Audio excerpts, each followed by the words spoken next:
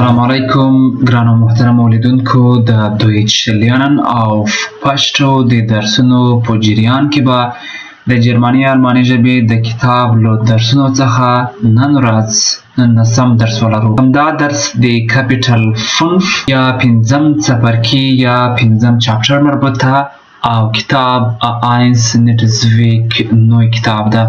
نو د همدې څپرکی او دا ورته نورو تیر شوو اول دویم دریم او څلورم څپرکی درسونه هم زموږ په یوټیوب چینل کې موجود دي. کولای شئ چې هغه درسونه له شروع نه تعقیب کړئ او همدې درس په شمول باندې ټول درسونه زده کړئ. نو راځئ نن به د پنځم څپرکي نهم درس شروع کړو. نو دلته په پنځم څپرکي کې لرو über Familie sprechen یعنې د کورنۍ په اړه باندې خبرې کول. نو په همدې اډرس باندې دلته هغه ټول معلومات چې د ډوباټ د همدې کورنۍ په اړه باندې موجود دي هلته یې لیدلی شي. دلته وایي د هوم پیج فون فامیلیا ډوباټ یعنې د هوم پیج هلته چې ټول معلومات د همدې کورنۍ په اړه باندې وي. ordnen Sie die Sätze den Fotos zu. همدا جملې د مربوطو تصویرانو سره ترتیب کړئ. دلته وایي Hannes und seine Motorrad یعنی هاناس او د ده موټرسایکل. نو دلته چې وګورو هاناس او د ده موټرسایکل همدا تصویر ده، همدا سی همدلته د همدا جمله دی همدې پورې مربوط کیږي. دویم ماغا und ihr Sport یعنی ماغا او د دې سپورت. نو سپورت به همدلته وي. هر تصویر چې مربوط وي تاسو کولی شئ هغه ورسره ولیکئ. دلته بیا لرو die Computer ist mein Hobby یعنی کمپیوټر زما د خوښې د کارونو څخه ده. دا به همدا تصویر وي. ورپسې لینا und ihre Geige یعنی لینا او د دې وایلن. نو همدا تصویر ده، همدا وایلن غږوي یا دا میوزیکي آله پلی کوي. unser Hund Otto liebt seinen Ball یعنی زموږ سپی مینه لري د خپل بال سره، د ده له بال سره. همدارنګه unsere Familie alle zusammen یعنی زموږ کورنۍ او ټول یو ځای. دا به همدا تصویر وي ځکه چې ټوله کورنۍ غړي همدلته په همدې تصویر کې یو ځای دي. نو دا دلته هم وایي willkommen bei den Robots یعنی د روباټس کورنۍ ته ښه راغلاست. یعنی دلته همدې هوم پیج ده، دا یعنی هوم پیج ده. دلته ټول معلومات هلته په همدې هوم پیج کې ځای پر ځای شوي دي د دوی د کورنۍ په اړه باندې. نو همدا مربوط تصویرونه د لیکل شوو کرښو سره مو یو ځای کړل. تاسو هم کولی شئ چې همداسې تمرین وکوئ، عکسونه ځای پر ځای کړئ، د هغو سره خپل معلومات ولیکئ. اوس به دلته وګورو بي. دویم کې دلته لرو das Gästebuch یعنې د میلمنو کتاب. lesen Sie die Einträge und ergänzen Sie die possessive Artikel یعنې ولولئ همدا خط ولولئ او ووایاست هغه possessive article یعنې چې هغه د یو څه پورې اړه لري یعنی شتمني یا ملکیت وي. نو دلته به لومړی هیلینا. نو دلته وایي هیلینا یعنی های لینا. یا هوند اوټو ایست زوس یعنی د تا سپی اوټوسی ده هغه ډیر یعنی ښه ده.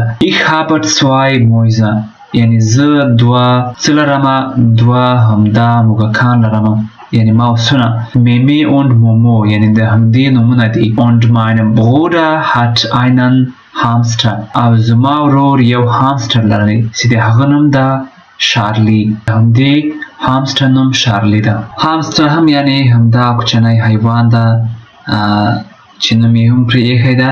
نو همدلته د هینا په اړه باندې همدا خبرې تېرې شوې. همدارنګه دلته اوس لرو هلو هاناس ich mag dein Motorrad یعنی زه خوښوم ستا موټرسایکل.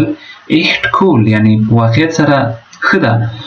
wann machen wir einen Tour zusammen یعنی کله موږ کوو جوړوو یو سفر یو چکر یو ځای.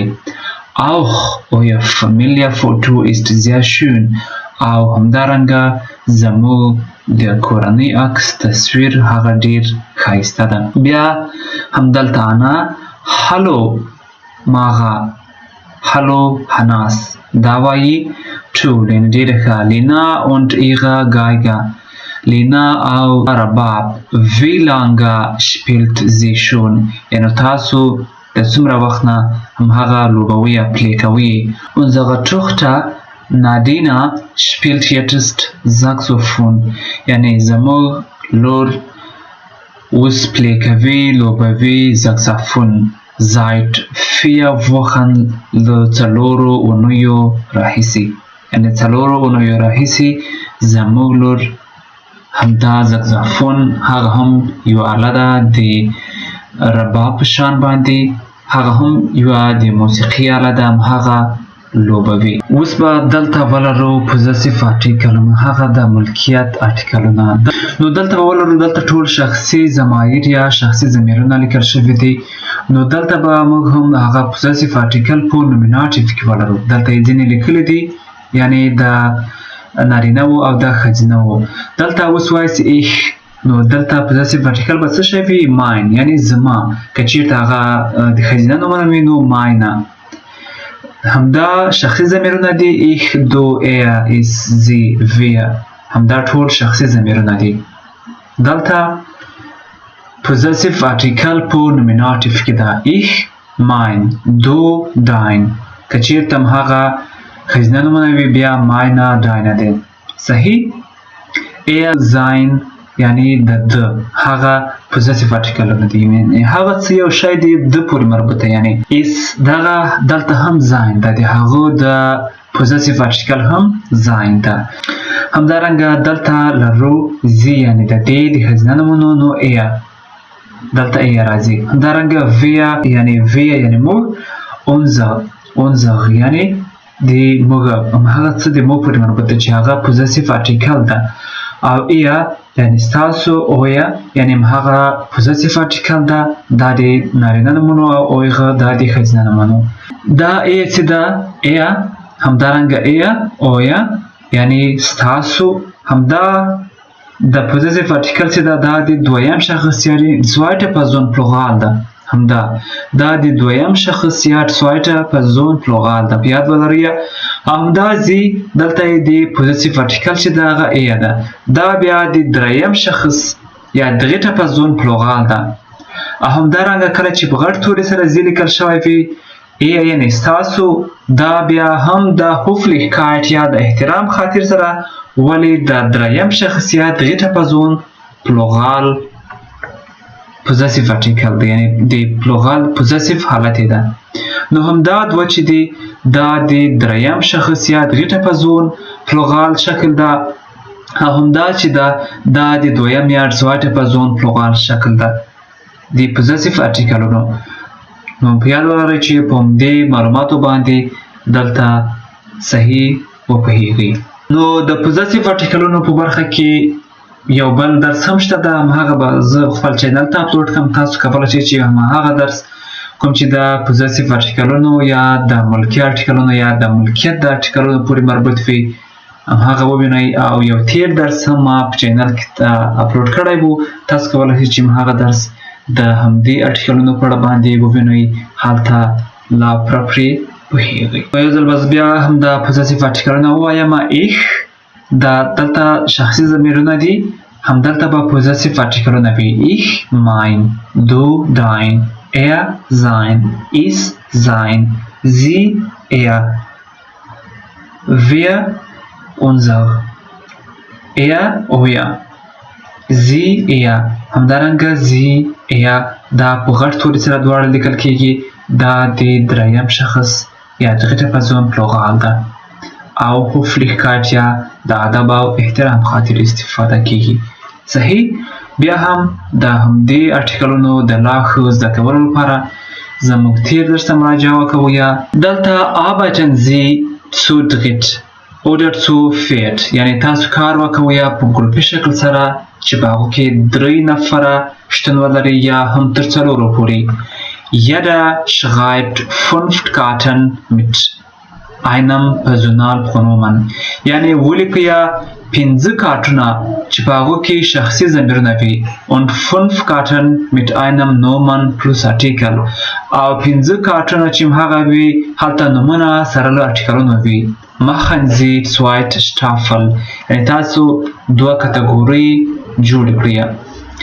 einen mit den Pronomen یو له ضمیرونو څخه، لکه دلته چې دلته شخصي ضمیرونه دي، und einen mit den Nomen او بلالو نمونو څخه ziehen Sie abwechselnd zwei Karten und bilden Sie Sätze. تاسو کولای شئ چې اکسچینج کړئ، تغییر کړئ، یو له بل سره هماغه دوه کارتونه او جملې جوړې کړئ. مثلا er دا یعنی یو ضمیر ده او تاسو کولای شئ هغه نوم لکه دلته das Fahrrad یعنی سایکل، نو das ist sein Fahrrad بیا هم داسې جمله جوړه کړئ چې دا د ده سایکل ده. das ist sein Fahrrad دا د ده سایکل ده. یعنی دلته یې څه وکول، یو ضمیر یې ولیکو، بیا یې هغه نومن ولیکو نوم چې هغه Fahrrad ده، بیا یې په دریم سټپ کې جمله جوړه کړه das ist sein Fahrrad. دلته sein چې هغه ملکی ضمیر یا پوزیسیو آرټیکل یې وکاراوه، بیا یې هغه Fahrrad دلته ولیکو das ist sein Fahrrad. یعنی تاسو ته یې په همدې کې دا تشریح کړل، تاسو په ګروپي شکل سره څه ولیکئ، ضمیرونه ولیکئ او نومونه ولیکئ ورسره، بیا د هغو نه یوه جمله جوړه کړئ. نو یو ګروپ ټول ضمایر یا ضمیرونه ولیکئ، بل ګروپ ټول نومونه ولیکئ او بیا جملې ځینې جوړې کړئ. د ضمیرونو په اړه باندې یعنې همدا ضمیرونه دي او پوزیسیو آرټیکلونه چې ما مخکې هم وویل همدا پوزیسیو آرټیکلونه دي. نو دلته یې هم زاین یعنی پوزیسیو د ملکیت یعنی د ده سایکل ده، هماغه د ده ملکیت ته د ده پورې اړه لري، نو همدو ته پوزیسیو آرټیکلونه ویل کېږي. په دې مثال کې هم تشریح کړي دي او د پوزیسیو آرټیکلونو په اړه باندې نور درسونه زموږ په چینل کې هم موجود دي. نن ورځې 19م درس د نیټزویک نوی A1 کتاب همدلته خاتمه مومي. چینل سبسکرایب کړئ او تر بیا درسونو پورې مو آرامل او ښې چارې.